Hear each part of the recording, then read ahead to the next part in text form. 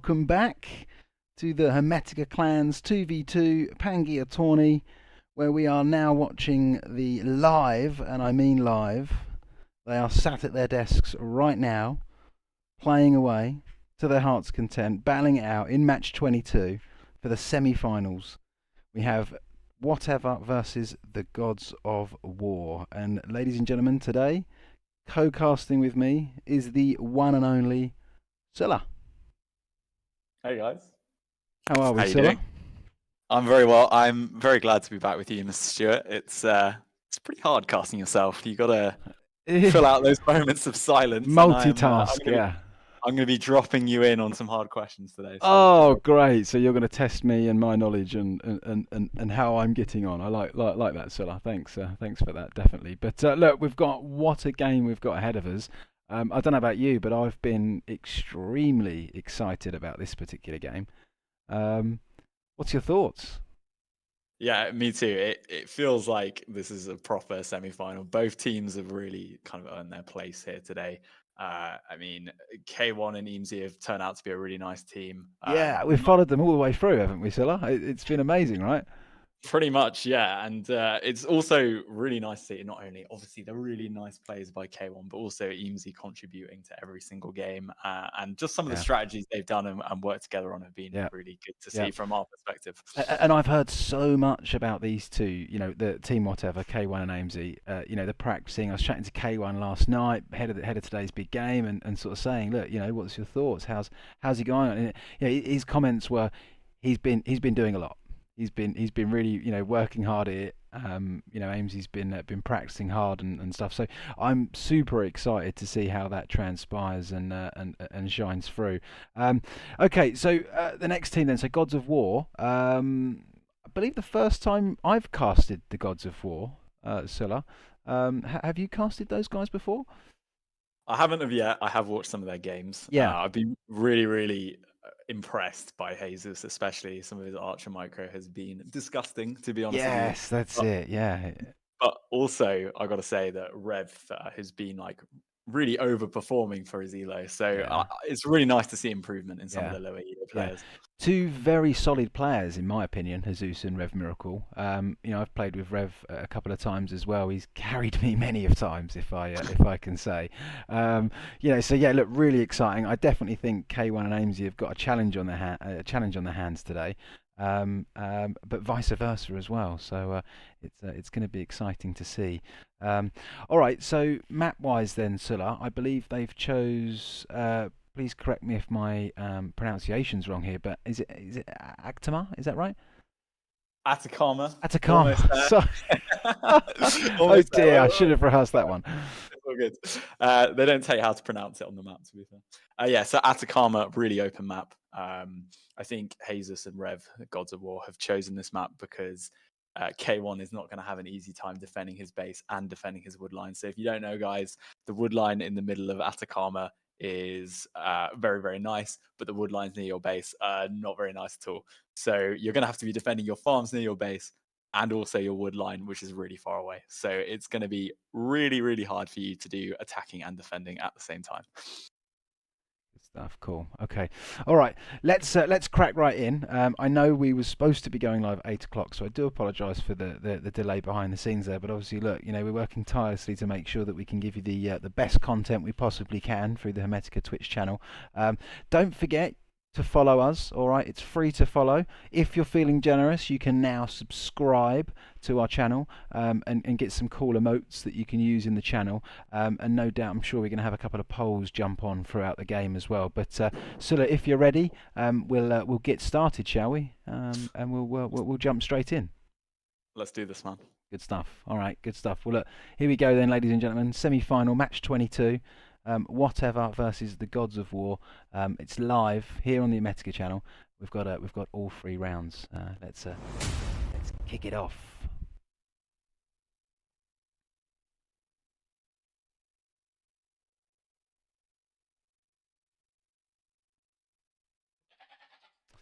Okay, cool. All right, so well, let's get started the usual way that we would normally get started with this. Then let's look at the civs that these guys have picked. Then should we start with Whatever and K1? Yeah, K1's gone for the Khmer. So big thing about the Khmer is their farming bonus. So the farms do generate food slightly slower than your average Civ, but remember they don't need to actually drop them off at the TC or the mill. So they do end up being a bit more efficient. I'm not sure entirely why he's gone for the Khmer. Maybe he's going to go for their really strong late game with the Ballista Elephants with the Hussar. Could be very, very nice if he gets there. But remember, Atacama being a really open map means that the games usually ended a bit earlier. So maybe the farming bonus means he's going to be doing an insane number of scouts. I'm not sure. Only time will tell. Eamesy, on the other hand, has gone for a very defensive civilization. Byzantines, we know what they do. They're getting the cheaper trash units, those very nice cheap spearmen, and the cheap camels in Castle Age are really good at fending off cavalry attacks.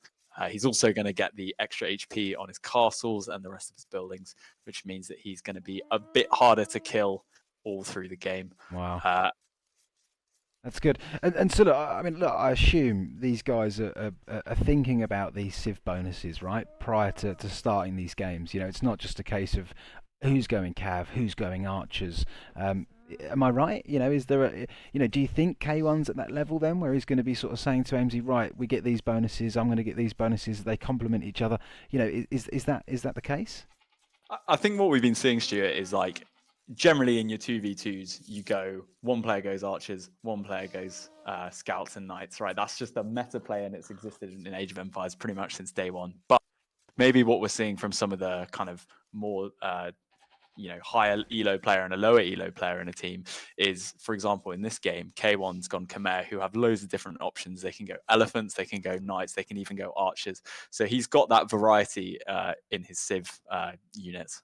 So maybe that's the reason he's gone Khmer today, because he's got the option to go whatever he wants, really. Yeah. Okay. Interesting. Well, look, first game, right? So it's probably a good time to try something out, right? I suppose. You know, it's not too bad going 1-0 down, is it? Let's have a look at Rev Miracle then. I can already see he's already put his villagers forward to for the lumber camp there. But so who we got here then? Magyars. Silla. Yeah, Magyar's super strong on Atacama, if not the strongest Civ on Atacama. So we know what the Magyars can do. They're getting those cheaper scouts. They're getting that free forging. So really, really strong early feudal. And we saw what Rev did in the last Atacama game when he went Magyars, did some very serious destruction.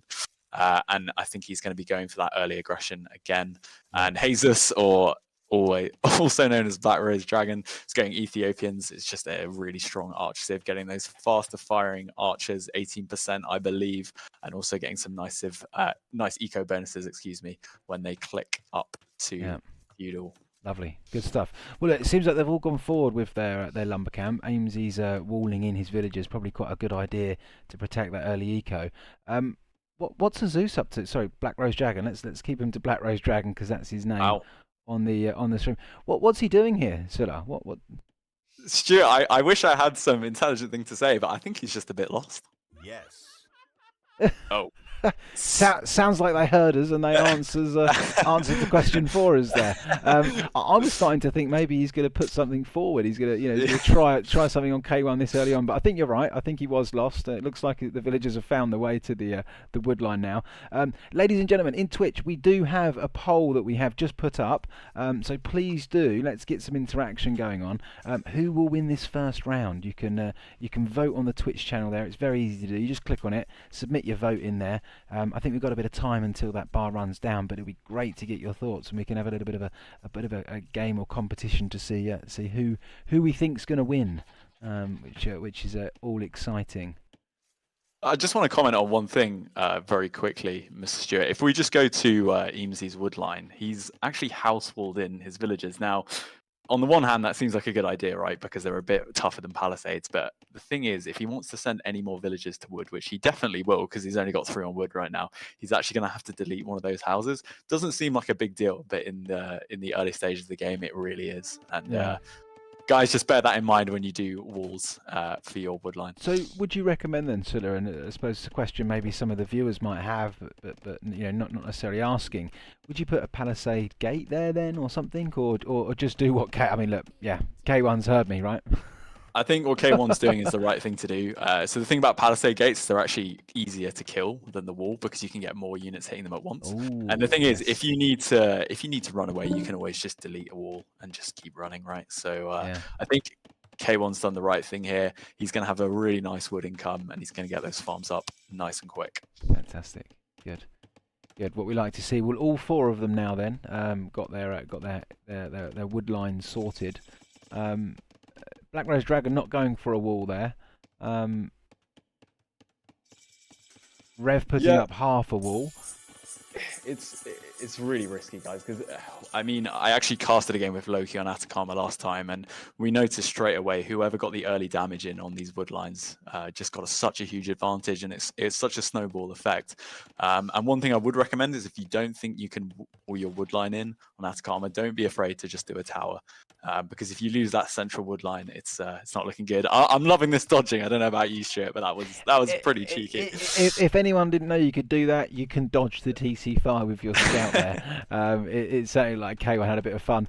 You need to write that down, Silla. We'll have to ask K1 if he comes on for an interview at the end there, whether he enjoyed himself or not. Look at that then. You predicted it. Rev's getting his cheap scouts out nice and early on. Yeah, he's going to go for the wood line, I imagine, or he's going to try and find it. He's not going to get any damage with the houses up there, but remember, Eames's only got 3 villages on that forward wood line right now. So I'm just going to, if you just look at Eames's base for a second, I don't know if he's got any exposed wood lines. No, nothing yet, but if he can get into that. Yeah, I mean, he's got 15 on berries over here, Silla. A bit of an overkill for berries there, or is there something I'm missing? I don't think you need me to answer that question, Mr. Stewart.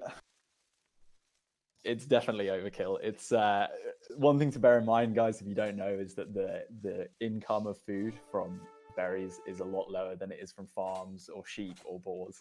So ideally, you want 4, maybe 5 vills on berries. And look at this right now. Just because he's got 2 scouts over here, he's idling 15 vills, guys, and that's not what you want to see from your economic point of view. Yeah. Okay. Looks like K1's scouting out, looking to see if he can do a bit of damage his side then. Certainly going to be interesting to see if that takes Rev away from Ames's base. Yeah, I think it has. It's worked. Look. Yeah, I think even just the presence of these scouts has forced Eamesy to kind of stay around his base, and it doesn't look like he's going to be getting any more villages to that forward wood line. But I mean, K1's doing the exact same thing here. Just looking at the vill count, K1 is a little bit ahead of the other players. So that's looking good. Eamesy's actually keeping up though with 26, so that's nice to see. And look at what K1's doing on this wood line right now. He's going in. There's only 2 or 3 vills there. He is going to wall them out, so that's a very nice play by Mr. Rev. Yeah, and I reckon K1 maybe kicked himself there, going after that singular scout on his own there. I think he maybe lost his opportunity to jump in there.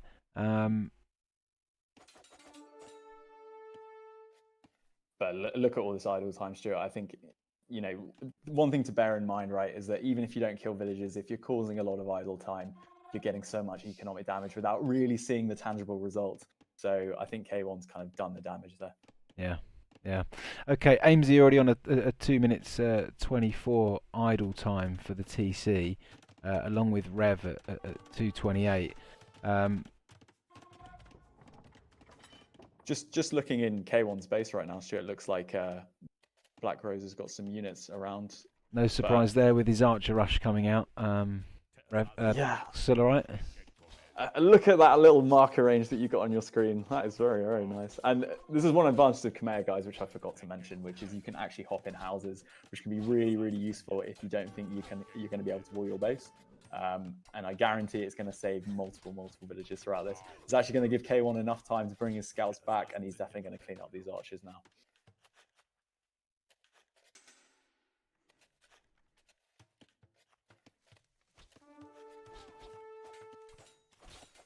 And I think even with that spearman there, with the armor in, I don't think the archers are going to have enough to do any decent amount of damage, and that's a really nice clean-up for K1. Yeah. Good stuff. Guys, don't forget to jump in the poll that we've got on Twitch. It'd be great to get your thoughts and your insight into it as well, so feel free to give us your opinion in the Twitch chat. Your vote is nice and confidential as well.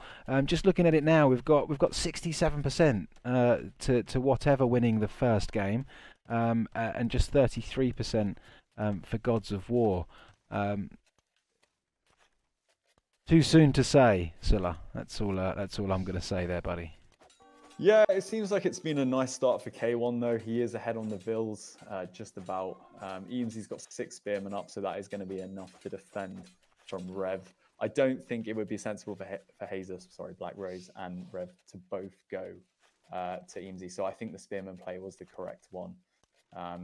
The important bit will be who's up to castle first, who's getting those knights out first. Doesn't look like there's going to be any serious damage, especially with K1 building that tower. Yeah. Meaning that those archers aren't going to be able to do any. Yeah, it's beautiful, isn't it? Lovely position there, and look at that range that that tower's got around that wood line as well. It's certainly covering everything. Definitely a lot of pressure coming onto K1 here, Sulla, and it's something that we've seen throughout all of this this tournament series, right? You know, highest elo players being harassed consistently, I would say.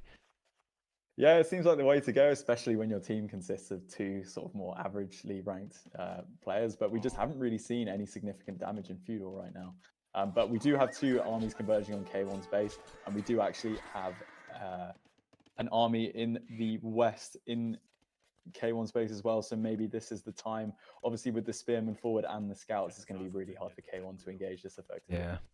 Yeah, but Bloodlines is coming in, just to bear that in mind. And I suppose that's the idea, isn't it? You know, for if you're going to be pushing an archer rush, the idea is having some scouts with it, and I should imagine that's just purely based on being able to fend off these scouts that are coming over. Yeah, but Stuart, look at this. There's 3 spearmen here, and they're just going to prevent these scouts from doing any damage, but they need to be fighting them, not the villagers. K1's going to get away with it, but the gold is denied, and that is going to hurt his uptime, even though he has clicked up, but it is going to prevent his night timing. And it doesn't feel like this is a very good fight for K1. The archers are doing loads of damage, and the spearman has got a lot of value. Yeah. Okay. What sort of comments do you think we're going to be hearing at the moment internally? If you was a fly on the wall with K1 and Amesy, what do you think the conversations are? You know, do you think K1's putting a bit of pressure onto Amesy to sort out some military and get it over? Well, I don't know if you remember the last game we casted, Mr. Stewart, but I remember Mr. Eamesy getting up to castle quite quickly, and he has actually clicked up before the other team. And if he can get some camels over to this base right now, he can deny all the scout pressure. And actually, K1's going to be cleaning up most of this army. The Bloodlines is coming in clutch. And just looking at Rev's eco, it looks like he is a little bit behind. He is going to be last to click to castle. So it's actually really well defended by K1. Hasn't lost many villagers. But he is going to be significantly behind Hazer. Yeah, that's it. Perlin, welcome into the chat, buddy. Nice to see you there. So Perlin's comments is, this will be an epic set, and I don't think he's wrong at all there. A lot of people have been excited about this one, so it's very interesting indeed. Let's have a look at Amesy then, see how Amesy's getting on. Decent number of farms in his base already, then 16. So it really looks like he's trying to push that economy growth. Yeah, I'm just looking at his military buildings right now, though. He's just got 1 barracks, 1 stable, so it'd be interesting to see what he goes for. He is going on to stone as well, so maybe thinking about a castle. Remember, the castle in the middle, guys, if you can deny those wood lines, it can be really devastating for the other team. Yeah, of course. K1 going for a second TC then, being the first one up to castle. Amesy's second one going up to castle, so I should expect we're going to see some villagers come forward now. So would that be right to join K1 in the centre with a TC perhaps? Yes. So I just don't know where these villagers are going from K1 in the middle of the map near Rev's base. Any ideas? Well, looks like it's going to be a castle drop coming down, but then again, K1 hasn't got enough stone. I really don't know what's going on. Yeah, okay. Perhaps they were set to go for a walk there and ended up coming back. K1, however, is in Black Rose Dragon's base, causing a bit of damage. However, the upgrade to pikemen's just come in, so scouts have run back. But correct me if I'm wrong, I'm pretty sure I saw some knights coming over somewhere, and here they are, looking like they're going to go in for the Black Rose Dragon's wood line. I suppose this is the attack to make, Scylla, as you said at the start, right? Yeah, Black Rose Dragon needs to be really careful here. He needs to get a wall up straight away. If he loses all these villagers, it can be a disaster, but the houses are coming up, so it looks like everything should be fine. Okay. Looks like Amesy's got the camels out as well, putting a bit of pressure on the Rev. Again, nice house walls by both players. Actually, they've avoided a crisis. It's all going on now, isn't it? Here we go as the game starts kicking into second gear, I would call it. Looks like the Camels are going to try and get a little raid in the base here. Do they manage to get one? No, they don't. Nice reaction time from Rev there. Obviously, the villagers on the stone. If Amesy can keep them blocked, he might win a few. The thing is, Camels are not so good for raiding, not having that good pierce damage, pierce armor, excuse me, and not having great damage. But they will be very good at fighting against these knights. And remember, the Byzantine Camels are cheaper, so these are going to be very cost-effective trades for Mr. Eames. Yeah. Okay, so it looks like K1 was trying to push through here, but obviously with Black Rose Dragon going up to castle, he's now at crossbowman. I should imagine K1's very conscious of losing these knights at this stage. Yeah, Black Rose has a really big advantage in military right now. 22 crossbows, 3 more in the queue. Only 8 knights out for Mr. K1 right now. Another thing to remember, guys, Ethiopians getting that free pikeman upgrade into castle. Maybe that was a decision made because they know that K1 is a big cavalry player, and that might come in clutch this game. But this fight is very, very important. The Stuart, just checking if those knights have +2. They do have the +2 armor, but they're not going to take that engagement. They do, yeah. I mean, looking at the bar there, it looked actually, if you look on Capture Age, one of the good things about Capture Age, it gives you the idea as to who would actually win the fight. And looking at that, K1 would actually take Black Rose Dragon out. Very interesting indeed.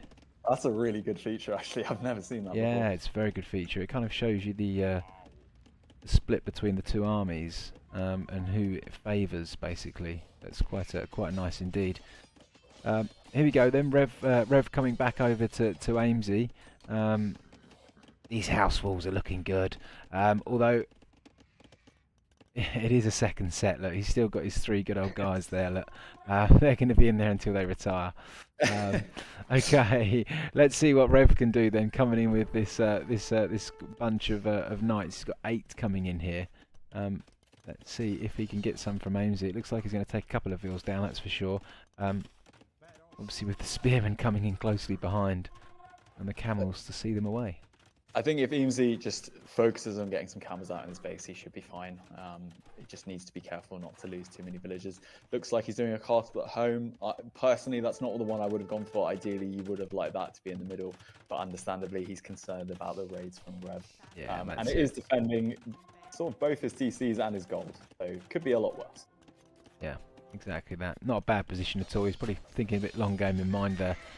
Here we go. Let's see what happens with these guys. K1's still got the advantage, and I think he knows that now.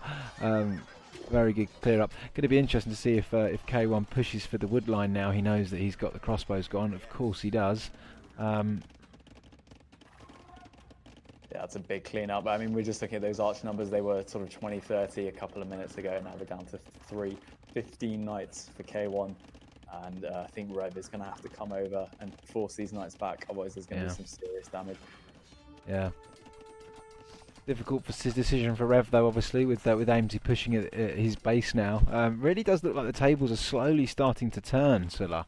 Yeah, and it looks like, oh no, K1 isn't going to dive. That's a really nice house wall by Jesus, but he needs to be careful because that top wood line is exposed. Looks like there's a fight going to be going down. I'm not sure who's going to win. Yeah, it looks like K1's gonna win it. Obviously, with the green army in here as well, it looks like it's still in favour of K1. Maybe not. Yeah, maybe not with the rest of the army coming back there.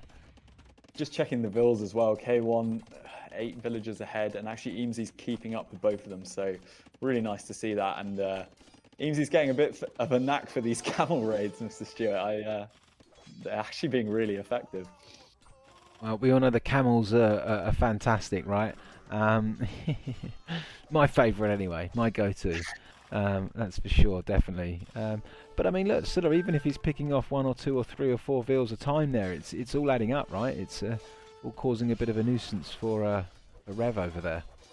Yeah, and I mean, these night raids right now are really hard for Rev and Jesus to focus on. And remember, Rev's trying to direct his army against K1 and also defend from Eamesy at home.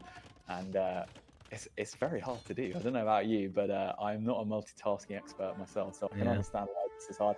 And this is really nice to see from Eamesy fighting in that little choke point. And this is what it's causing, Stuart, right? Rev's got armies all over the place, but because he's doing so much at home, he's just not getting the utility out of them that he needs to get. just sat there. Obviously going in for a raid now into the back of K1's base. I'm pretty sure he's going to be picking up a few villagers. Thank you very much there for the follow. We really appreciate that. Unfortunately, it doesn't appear on my screen, so I can't see who it was. Z Beast GG. I'm only going to assume it's you, buddy. Thank you ever so much. Welcome in. Welcome in indeed. We appreciate your interaction with us as well. That's good indeed. I'm just checking the fights in Jesus' base right now. Seems like there's a lot going on. Yeah, they just don't have the army at home right now to contend. I'm actually looking. Black Rose has 0 military. 0 military. We've got 13 camels in the queue for Eamesy, 20 knights out for Mr. K1. This is looking like it's going to be going in one direction very, very soon. What do you think, Mr. Stewart? I'm having to agree. You know me with the whole score situation. I'm one to look at the scores, and obviously looking down at those score barriers now, it's slowly starting to get away from the gods of war, unfortunately. But look, who knows, right? It's still early game. We're not going to write it off yet. That's definitely for sure. Let's see how it can hold out. Crazier things have happened.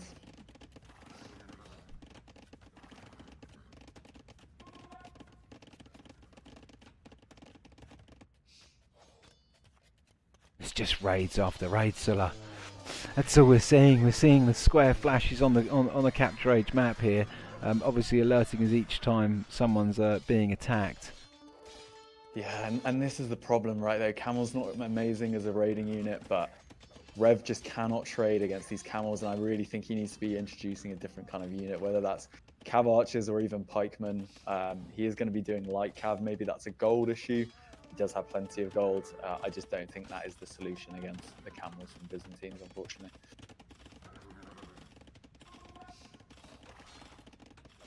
Go whatever. So we've got some team whatevers here. That's from Jester Corey in the Twitch channel there. Welcome in, Jester. Lovely to have you here indeed. I think one thing to take into consideration from the Gods of War is both of their opponents are doing cavalry units, and I'm only just seeing 3 pikemen come out on the field.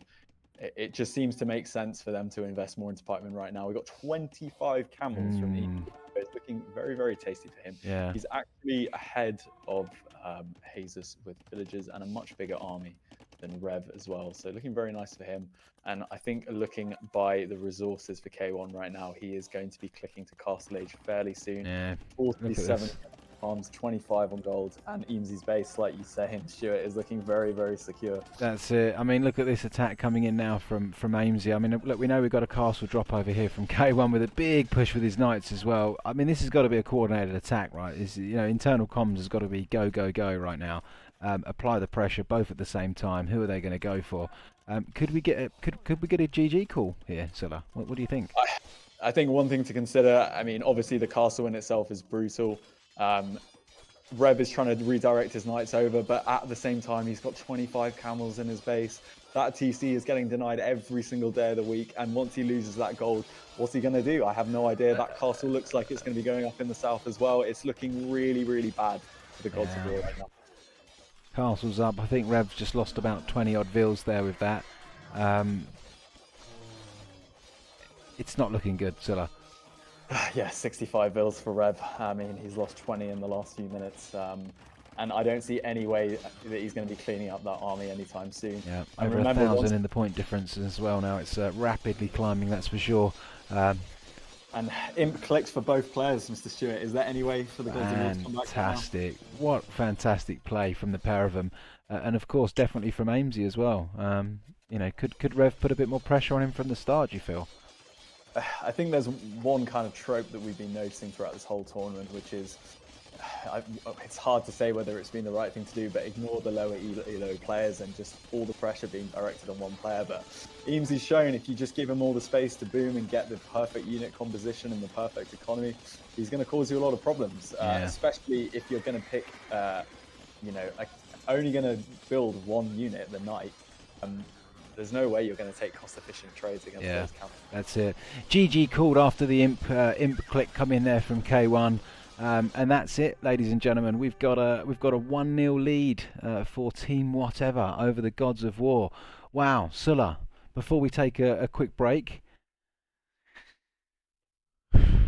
41 minutes 56 seconds. Interesting map. Yeah.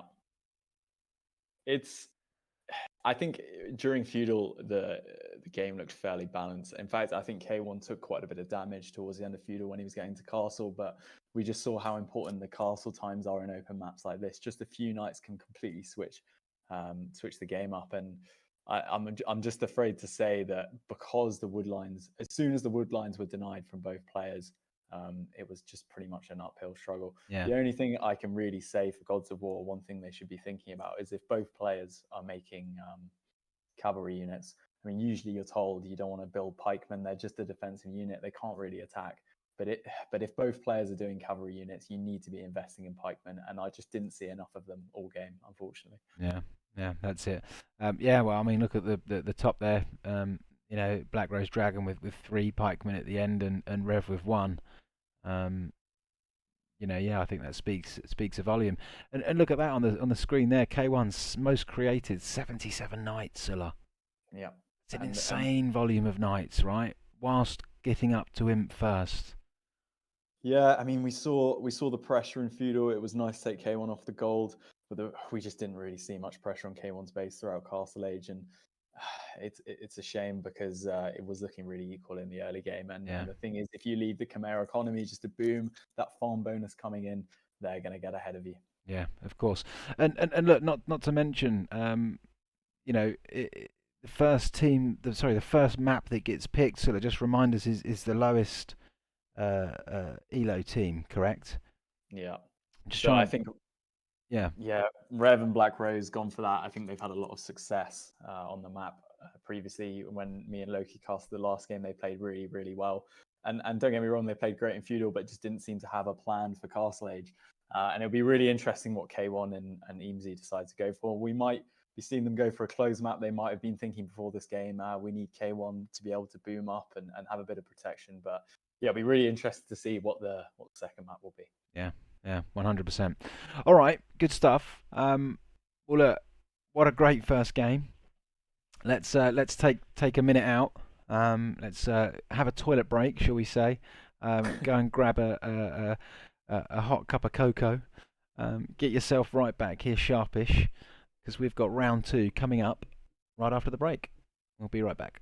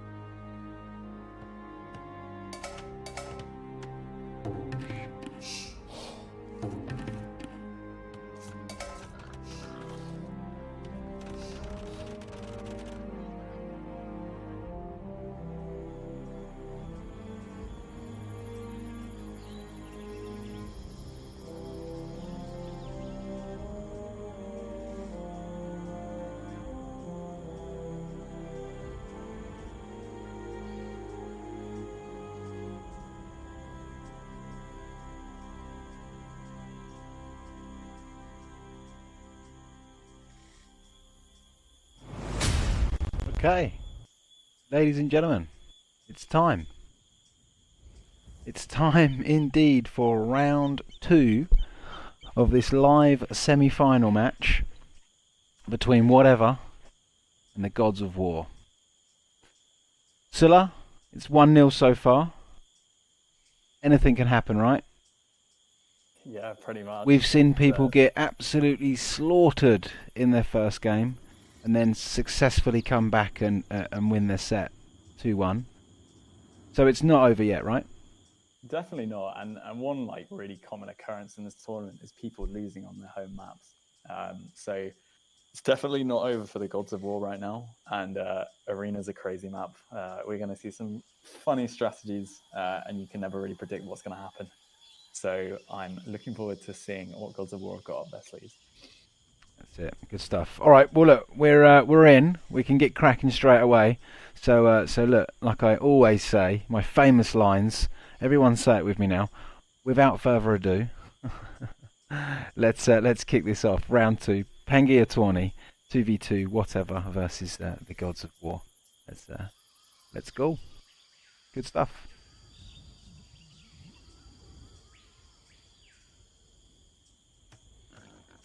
Okay, Scylla, so as normal, look at this, there's a surprise. K1 as Mongols. Oh, I've never seen that I've one. never seen that one before. What a great start. Okay, good stuff. All right, look, for the viewers that haven't seen K1 play Mongols before, Scylla, do you want to just give us a quick rundown? Yeah, K1's kind of favorite late game still is Mongols, and it's not a surprise. They're one of the, if not the best late game Civ. So many options. Magadai, probably the strongest unit in the entire game, getting the siege onager, siege ram, up the extra HP hussars. If you let the Mongols get to the late game, you are probably going to lose. So the other team need to be very wary of that. And we've also got Eamsy with the Goth. I think everyone knows what the Goths do in the late game. Insane production, very cheap infantry. But also get some access to some nice late game gunpowder units with the bombard cannon and the hand cannon, which is worth bearing in mind. So 2 very strong late game civs. I'll be interested if they're both going to boom and just stay at home, or they're going to be looking at the civs from the other players and going, maybe we need to do something a bit funky to avoid some early aggression.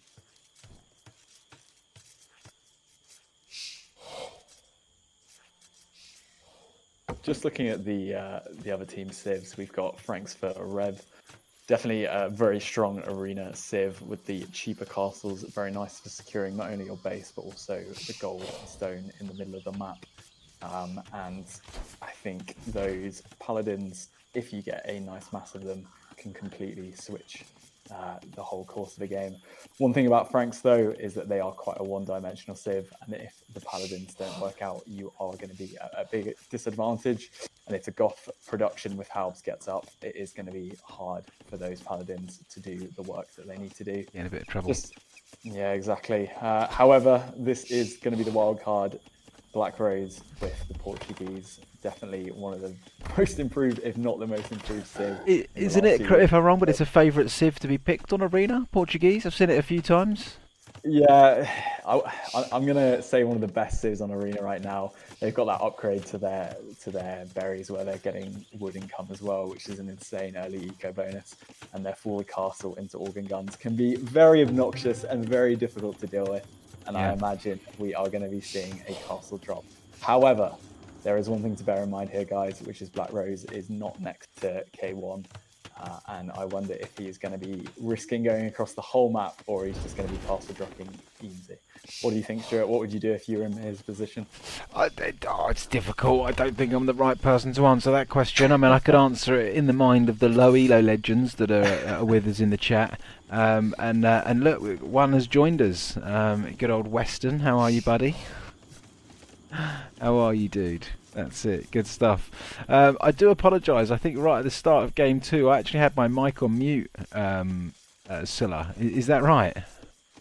Oh no! I mean, I heard you. I don't know what the chat were hearing though. They were probably just Okay, thinking that no, I was talking to a ghost or something. no, I had it. My mic was showing as red, and yeah, I mentioned a bit about Matt Mongols, but you was replying to everything I was saying. So yeah, look, perhaps it was all right then. So look, I do apologise indeed.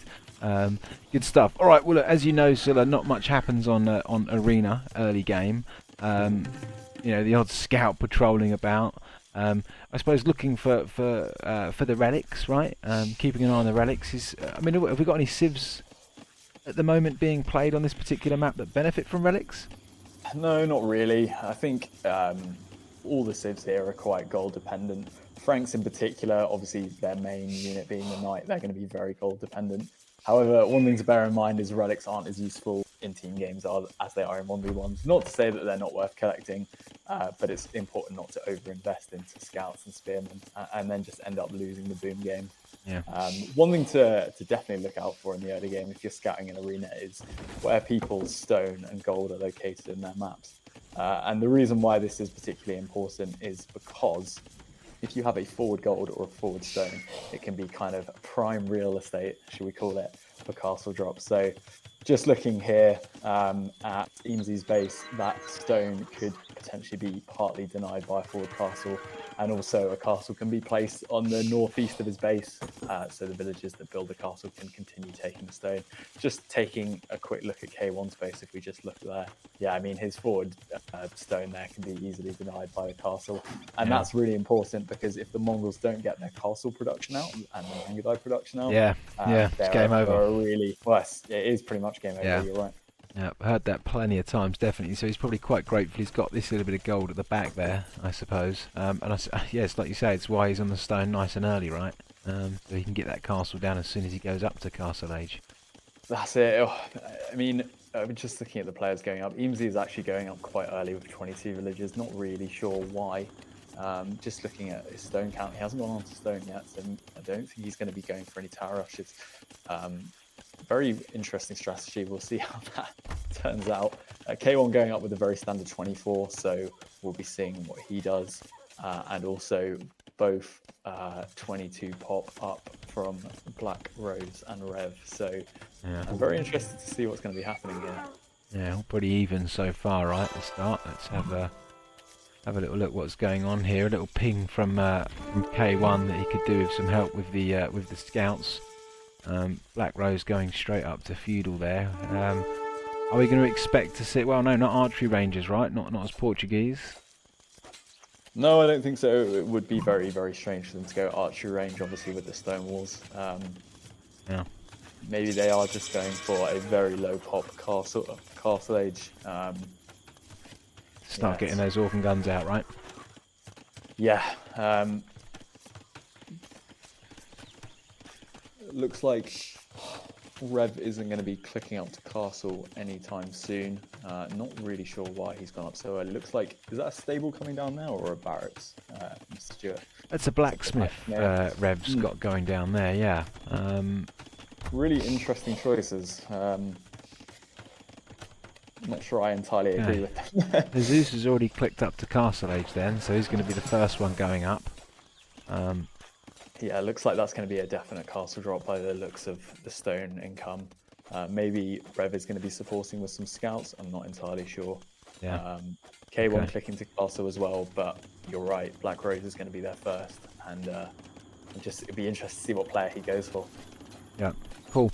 Okay. All right. Well, whilst the teams are continuing to push through feudal and look to click up to castle, then. Just a quick one. So we've got another poll going in the chat. We really want to see some big votes here, guys. So come on, get in there and have a little look. Who will win round 2? We've got red and yellow, or green and blue. So far, we've got 100% on green and blue. So we've got a strong supporter in the chat for team whatever to do this on 2 points to none. So yeah, don't forget, guys, you can use your channel points, or I think you get a free vote the first time. If you want to upvote it more, you just use channel points, but it's all for free. It's all good bit of fun. I just want to take this moment as well to thank our partners in this particular tourney, the whole of the Pangea 2v2 tourney. So the first one, Sulla, and I'd like you to explain a bit about what it is, but it's the Wallaloo bot, right? Can you just tell us about the Wallow bot, Scylla, and what it does? Yeah, it does. It does a couple of things, but sorry, I'm just looking at the castle. Yeah, coming down. castle coming down there. We can't ignore that, can we? That's for sure. K1 spotted that going down in Amesy's base as well. I'm just. He's decided. He's opted not to go for the stone. He's going to go for the gold, and the reason he's probably doing that is so he can sustain organ gun production.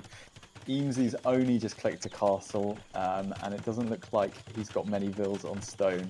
So this could be a game-ending move. Doesn't look like the defense is going to be in. And remember, one thing to bear in mind, guys, is Goths don't actually get stone walls. So defending against something like this becomes even more difficult than it already is. Okay, so castle's definitely going up. What's going through Amesy's mind now, Scylla, and what's the best way out of this? In all honesty, as Goths, you really don't have many options here. Now, usually what you would be doing is stonewalling the base to prevent these organ guns from doing damage. Yep. But you can't do that. So maybe Mangonels, when he gets to Castle Age, he doesn't have enough to get a castle. I'm just looking at his resources.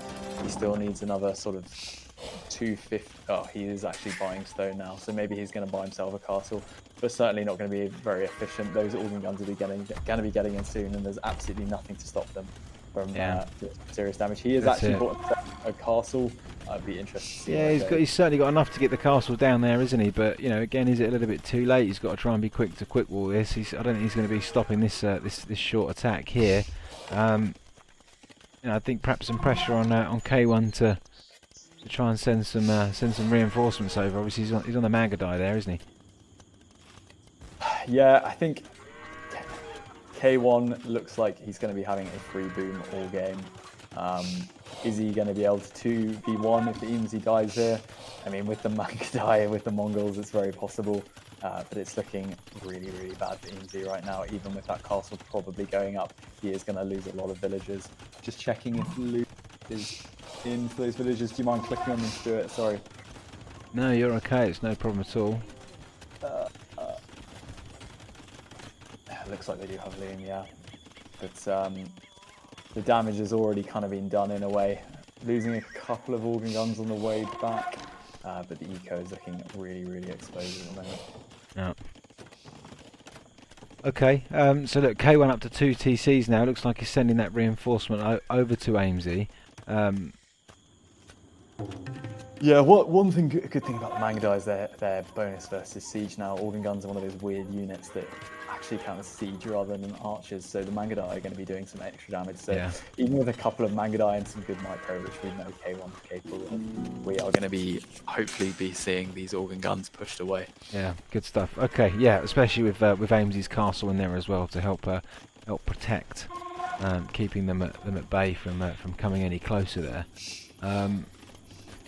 Okay, let's just quickly.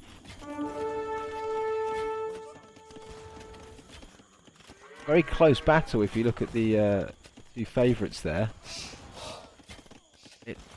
Very close battle, Scylla. Yeah, I think the Mangudai will probably just about get it, although they do obviously have a point where they won't be able to keep fighting because of the castle. Yeah. One thing to bear in mind with the organ guns, they do fire a lot of projectiles, but they do have one projectile that does about 90% of their damage. All their extra projectiles are only doing 1 damage, so if they do miss with that main projectile, they're actually not doing very much damage. Okay, very interesting indeed. Well, look, Rev Miracle booming up at the back here then with his 3rd TC going down. Of course, Black Rose Dragon really just concentrating on the push, Scylla. Yeah, if you go for this very early uptime with 22, 23 vills and straight into a castle, you're not going to be able to add TCs anytime soon. Just looking at Black Rose's resources, not looking incredible, but the job that he's doing is being pretty effective. Yeah. I think you don't want to let the Goths go up, right? It's at the start. Exactly. I'm just looking at Rev Space. He's adding his 4th TC now, and that's what you want to see as Franks, those extra farm bonuses coming in. Ideally, you probably don't want the TC there. Reason being is that you want to get farms around your TC, and obviously it's nice to be surrounded by loads of wood lines, but you're only going to get 1 or 2 farms there. Yeah. Okay, good stuff. I assume there Amesy was just signalling to his teammate K1 that he's got his 2nd TC going up now. Perhaps K1's putting a bit of pressure on Amesy to get that up. That'd be interesting to know. Obviously, Amesy being, K1 being on the 3TCs himself, really sort of massing these manga dies up now and resending them over. He's got no choice.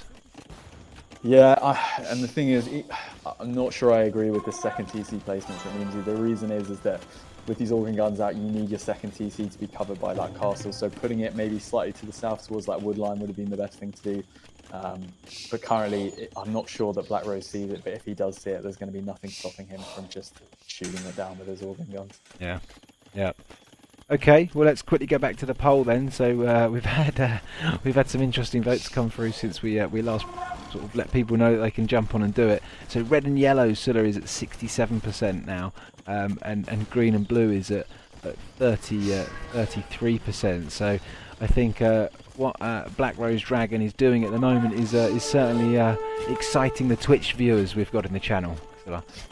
Yeah, definitely. And the thing is, obviously, K1's not taking any eco damage from this, but I'm just looking at his upgrades right now. He's getting ballistics. That's an expensive upgrade because you've got to get a university. And then he's also got bodkin and fletching as well. So all of this is denying him from making his 4th DC and possibly from producing villagers. It's definitely going to be delaying his uptime as well. And the whole time that's happening, Sulla, we've got Rev at the back here, completely untouched, booming away. That's it, exactly. And even though Rev's only equal to K1 now, he does have that extra TC. And remember, he hasn't been investing in military, and he's going to have those free farming bonuses that the Franks get. So I think we're going to be seeing Rev pull away very, very shortly. Yeah, already got 3 stables ready to go as well, so it'll be interesting to see once he starts producing some military. What do you think he's going to do then, Sulla? Do you think he's going to just wait until he's up and sort of going for Cav and Paladin, or are we going to expect to see some knights coming out from Rev's base very shortly? I think the thing with Mongols is that because the Mangudai are doing extra damage versus siege, you need to be very, very slow and methodical with your pushes against them. So Trebs under castles protected by your paladins is going to be the way to go. And if Rev can get that going, and obviously a castle near K1's base, I think K1 is going to have some problems because he's constantly going to have to be coming over to Easy's base to save him from those horrible guns. Yeah, okay. So it looks like... I'm looking at this the stores. Wow. K1's going to be going for Rev's base. And I don't think Rev currently has anything in defense. Yeah, here we go with some petards coming in there to take that, take the wall down. And yeah, I think, you know, maybe they hear us talking and they think, right, well, Rev's not had any attack so far. He's got a free boom. We need to stop him before he does get the upgrades coming through. Yeah, completely agree. It looks like he is going to get some knights out, but those houses aren't going up. That forward castle from Mr. Black Rose is going to be super nice, going to be denying everything from that TC. Yeah. This is a lot of damage by K1, and those knights aren't going to be enough right now to stop those Mangudai. Yeah, okay, good stuff. Hacky Merc, thank you for the contribution there, 200 channel points to your vote. So I assume you had 2 votes there. Cheeky. Obviously, really backing the team that you went for, which was pretty good. Looks like this castle's up, Sulla. Yeah, I think Aimsy's going to. Does Aimsy need to move now? You know, would you be telling him to send Vils to K1's base now? Or? Yeah, but the thing is, Eamsy was not in a good position before this. Rev was in a good position, and all this damage that K1 is doing is much more valuable than the damage that Black Rose is doing. I'm just looking at Black Rose's eco right now, 58 Vils. He's only 4 in front of Eamsy despite all the damage that he's done, and he's way behind K1. Yeah. So this is, even though it's looking really bad for Eamsy right now, it's not all negative or whatever.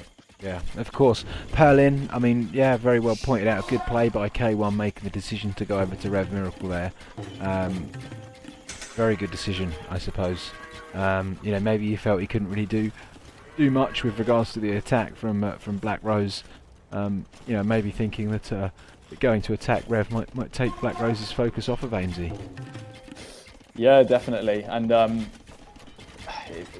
the thing is with Portuguese is that they just don't really have an answer for Mongols in the late game.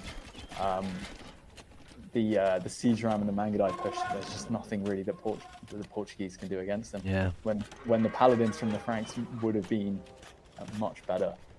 sort of pushing them away. Yeah. So somehow Eames's got a forward Yeah, castle. it's been fantastic. I think it was the good little investment from him sending his Vils to this stone here, which was completely unnoticed by Black Rose. And potentially we might be seeing, what I would like to see here is maybe some Huskarls to do some raiding in his base. Looks like Rev has cleaned up those Mangadai. And if he can just get a few Huskarls in Black Rose's base, he can really delay his imp time, which could be very, very nice. Yeah. I can't. How did we miss that castle, Stuart? You know what? Yeah, it's a very good point. But look, it's up. We saw it go up.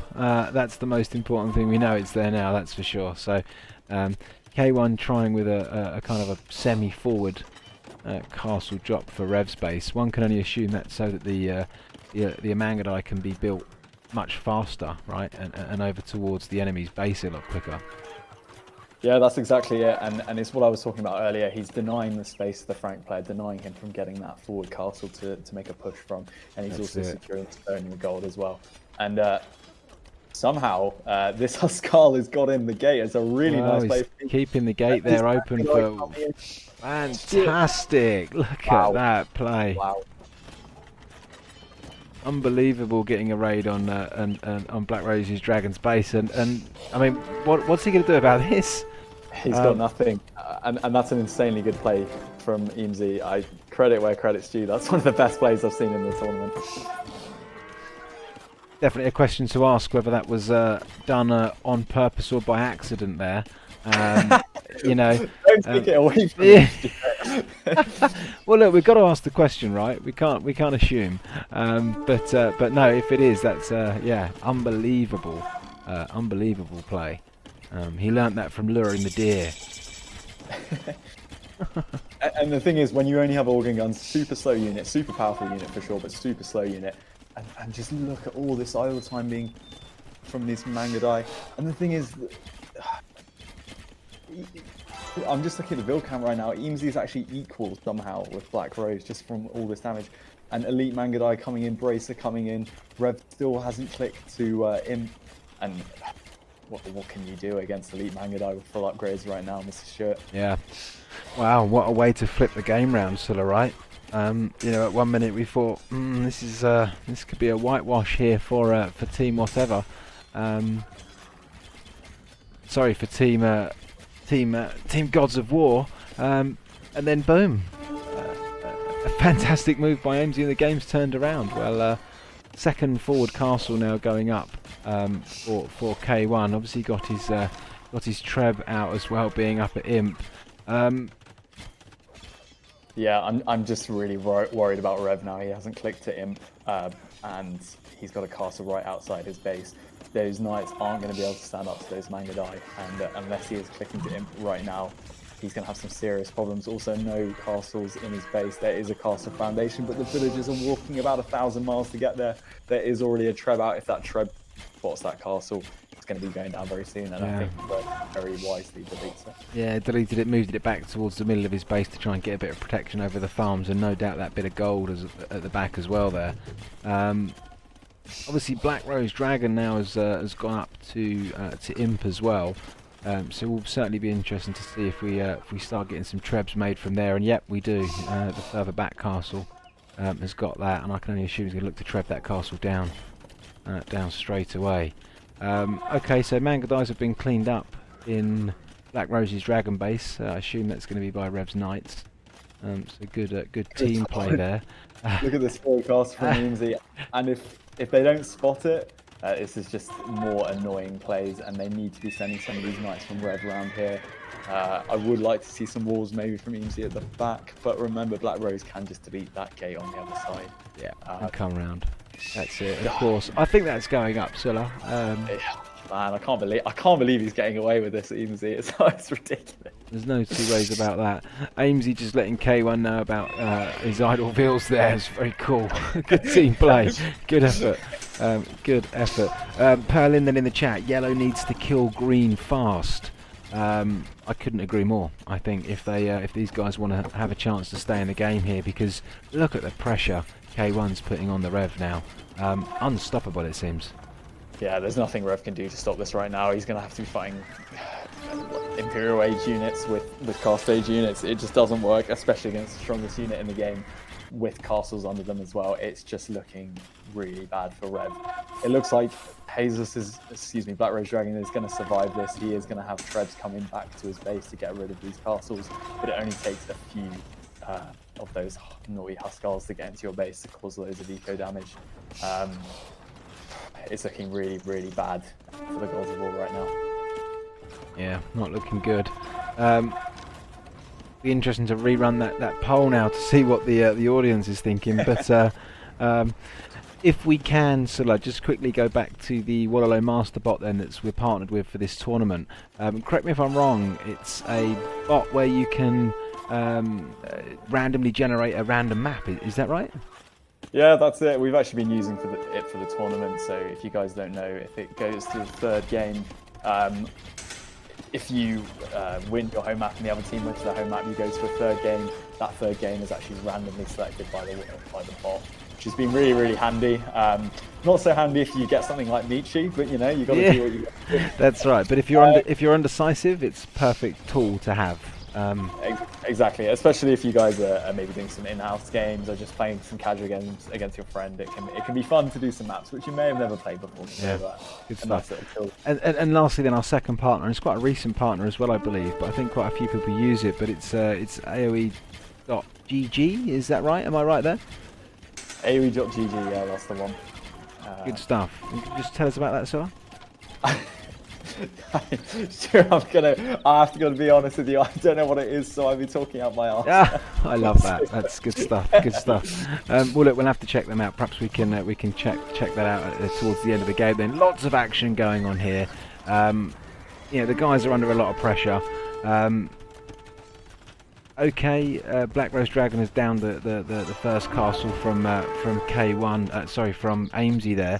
I should imagine he's going to go and try and get rid of this second one in the base so that he can try and clear that up and reboom. Rev needs help, Sulla. Yeah, definitely, but I think it's kind of too little, too late, whatever Black Rose can do right now. He's got 78 villagers. Mr. K1's on 107 right now, 31 Pangea. There's nothing in Rev's base right now that can stop this. These Trebs are just going to slowly kill all these town centres, and I just can't help but feel that Rev should have done some castles to secure the front of his base, but unfortunately he had to do those knights to prevent K1 from going in. And to take nothing away from K1, I think that the attack on Rev's base halfway through castle was an absolute masterstroke, and he definitely wasn't expecting it. I think he. So the GG's been called. GG's been called, and I don't blame them. Wow, it's a really well played game. Absolutely unbelievable. 40 minutes for the first game. 40 minutes for the second game.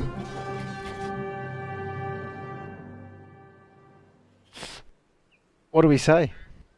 Well, I'm not surprised they picked Arena. You just can't let Mongols boom into that position. And I think maybe if Black Rose and Rev had done a little bit of research, they would have seen that, like we said at the start of the game, that it wouldn't have been a surprise that Mongols were picked by K1. And maybe I would have liked to have seen some different civs picked that maybe would have traded with them a little bit better. Yeah.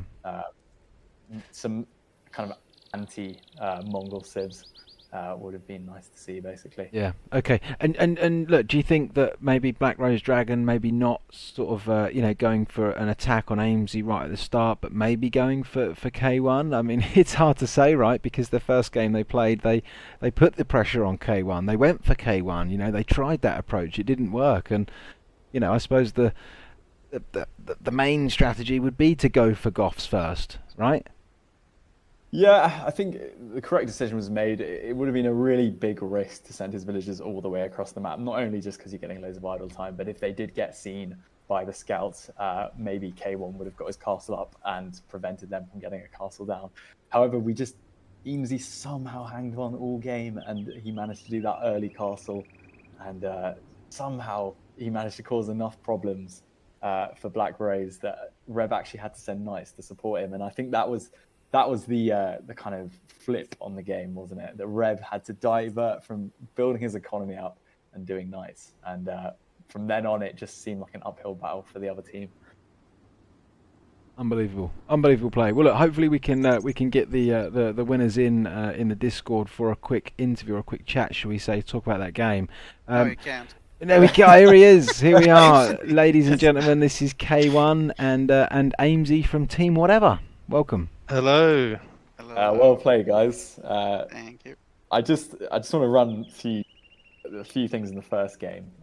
So, first of all, what were your kind of feelings when you saw Atacama? Super open map, kind of really hard to wall off your home base. What were you thinking? Okay, Ron, do you want to go Amesy, first? Yeah, sure. Yeah, I 100% expected it. Amesy believed that they're gonna pick hideouts. I said no. They are good with the build orders, and they will definitely. I'm not definitely, but most likely they will pick Atacama, especially the last round that they did good. They did good in the last set. And I mean, I knew like build order wise, they're gonna be ahead of us. Like they're going to be having like more army against us. So the reason I picked Khmer was I just wanted to hide in the houses. That was the only reason, kind of. And the second reason was because since you have to walk all the way to the big wood line, there would be like some wood issue if you want to go up with the normal pop and stuff. So if you don't have to make the barracks, that's gonna like help you massively. So I could go for the low pop scout that I wanted, and I could hide in the houses, and it actually worked out great. Yeah, That's I think brilliant. it saved you a few times, and there was one moment Yeah. in Judo where it was looking a bit rough for you. Actually, they kind of denied your gold for a bit of time. Yeah. But I think that bloodline choice by you really swang the fight, even though I think Jesus had 3 or 4 spearmen over, so that was Yeah. really nice. I do have to pick you up on one thing, K1. So me and Stuart saw some villagers just I running across was the going to map. ask that. Yeah. And we were just wondering, like, what was the strat? Yeah. Oh, I sent my. I got to Castle Age. I picked up 7 villagers to build the town center right next to my TC because I knew there could be some scouts or archers coming there. The TC on the wood line, yeah? Yeah. And then yeah. I started sending knights into the other player's base. And after like 2 minutes, I looked at my wood and I thought, and I saw I have only 3 villagers on wood. I was like, how long does it take to make a TC? And I moved my camera and saw all of my villagers are there. And I actually told Imzi, this is probably gonna lose us the game. And he was like, no, dude, play. Because I was thinking that he saw my villagers and he would send like some scout or something, but he didn't have any scout. And even if he did, since Imzi was already in Castle Age, he had camels out. So yeah, Well, that was really annoying. talking of camels, Mr. Eamsey, it seems like you're getting a bit of a reputation for a Byzantine camel spammer. Fantastic play with the camels, yeah. And I enjoyed it, Amesy. I enjoyed that. Yeah, I mean the thing is that like before this tournament, I like never played camels, and this has just completely brought it out of me. Where K1's like, I need help, like or or well, I mean I'm talking about the last set where he was saying he needed help, but the in this particular set, yeah, it was very much just spamming.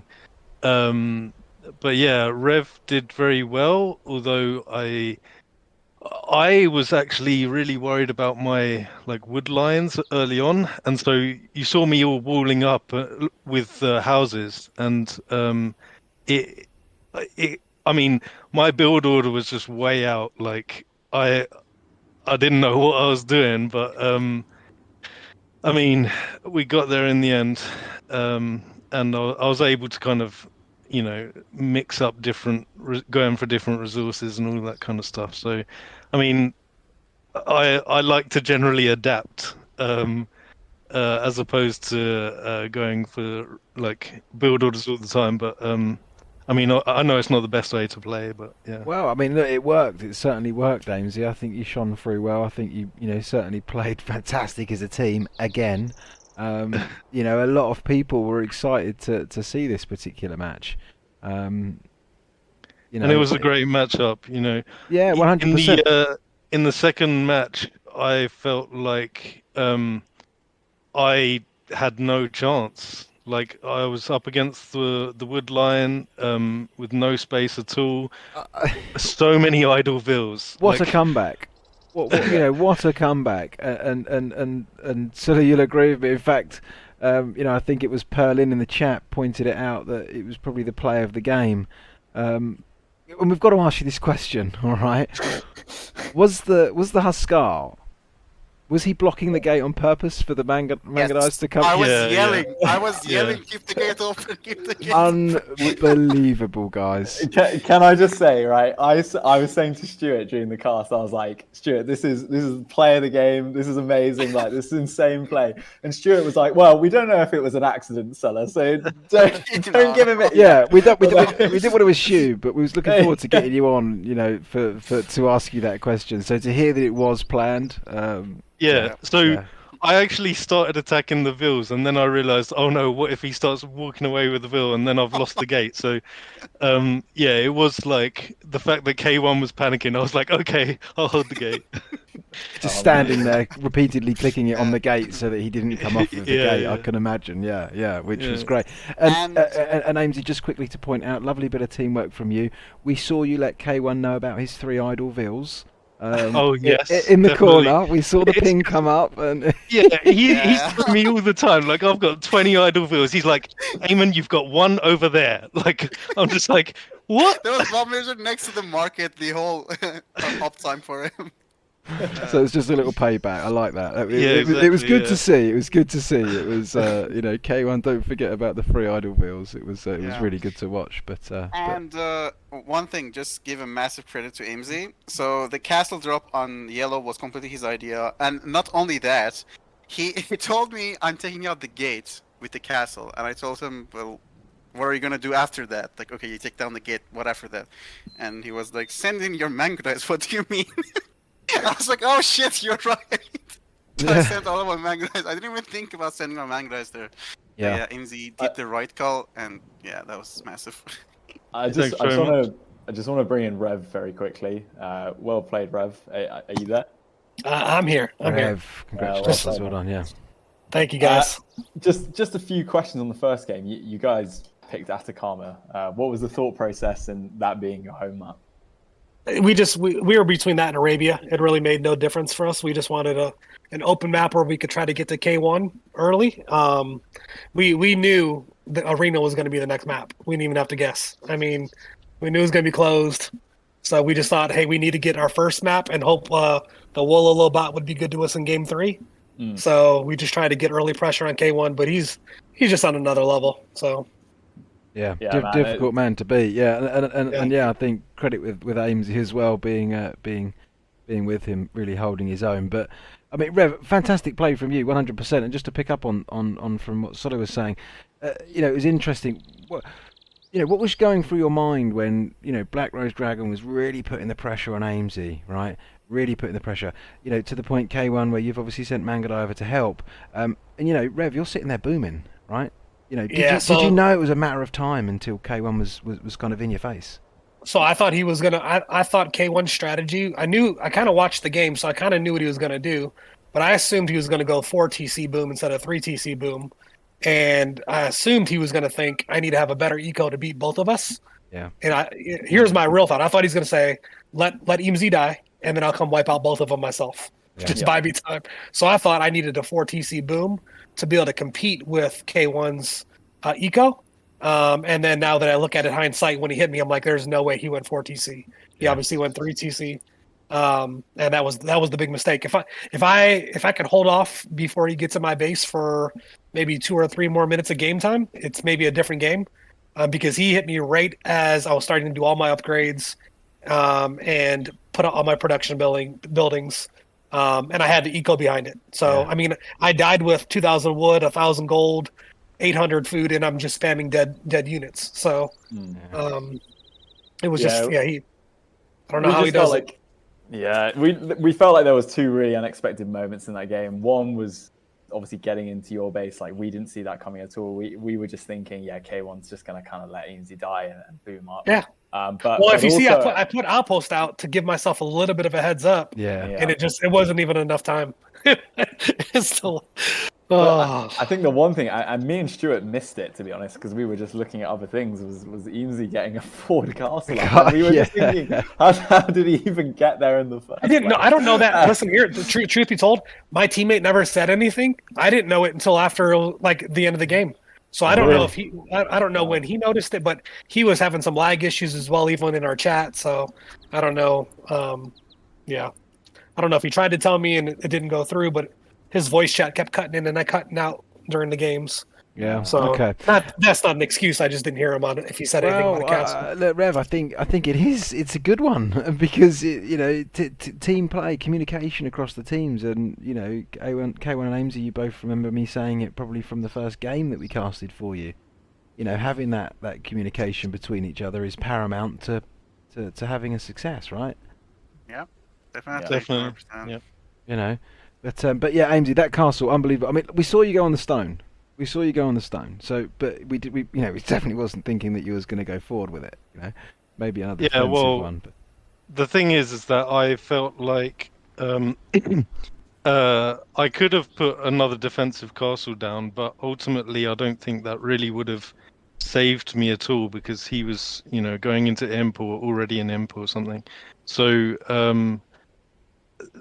I just felt like, well, what else can I do with it? And if it causes a distraction of him like having to run back to his base, and it like takes any pressure off going towards K1, then that'd be great. Yeah, it's fantastic. But yeah, it Fantastic play. actually was quite interesting the way that he was trying to place gates to stop us getting in, and then like at the end of the game, I actually had like Vils inside of his base with nothing to do apart from build barracks, even though I have True. no resources. But yeah, it's just it's a crazy game. Yeah, here we go. Look, 2 barracks there in the front of his base with all the And Vils I've got behind. Vils on his gold as well.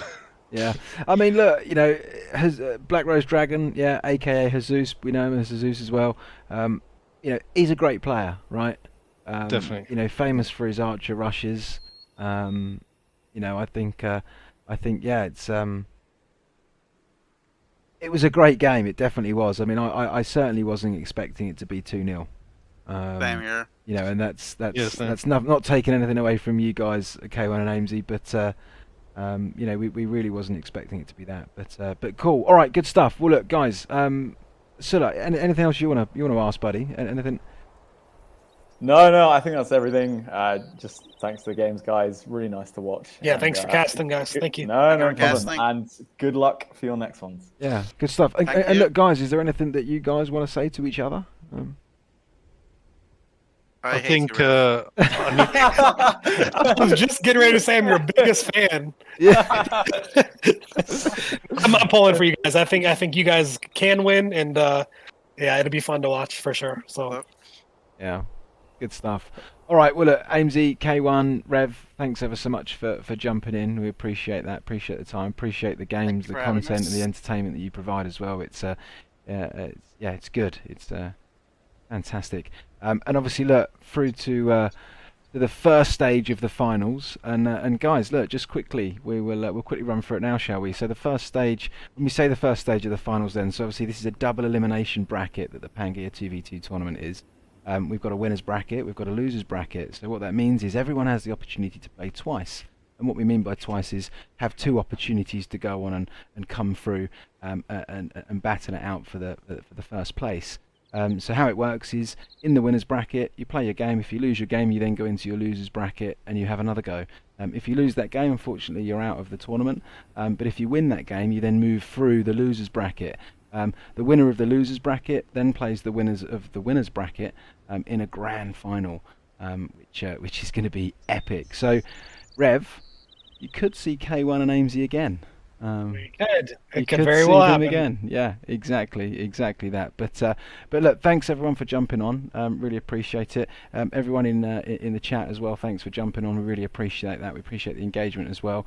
Do keep stopping by to the Hermetica channel live. Don't forget to join us in our Discord should you want to get involved with the Hermetica clan and jump on board and learn from the likes of K1 and Rev and Amesy and and all these guys as well. So yeah, look forward to seeing you at the next one. I believe the next one, Sulla, correct me if I'm wrong, but we've got the Albanian Fisherman versus Centurion. I believe that's the next cast, which is the second semi-final of the winners bracket. So K1 Amesy will be sure to see you in the Twitch channel chat, studying your opponents hard on that one. But look, for now, from me and from all the guys at the Hermetica channel, thanks ever so much for jumping on, and we will catch you again real soon at the next one. Good stuff. Cheers, guys. Thank you for having us. See you. Thank you. Bye. Thanks.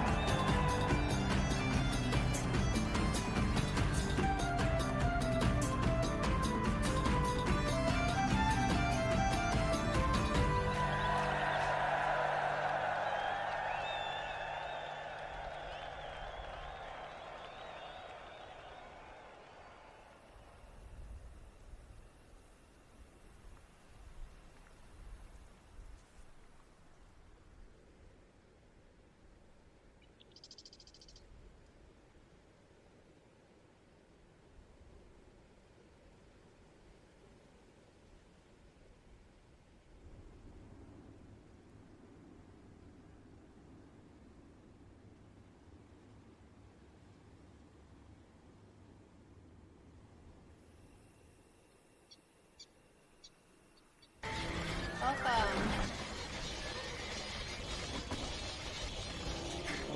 Sorry guys, I'm in the middle of kind of dying. I hope you had a good stream.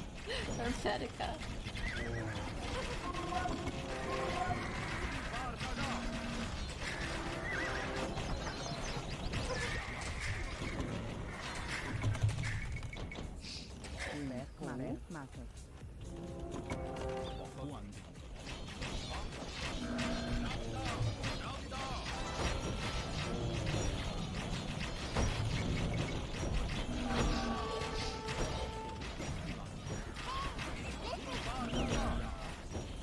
Okay, that castle goes down and then I'm in trouble.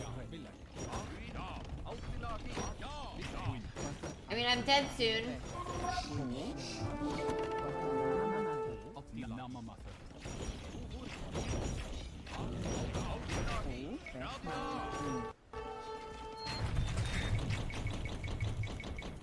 I don't know if I can recover. I don't know if I can recover from this.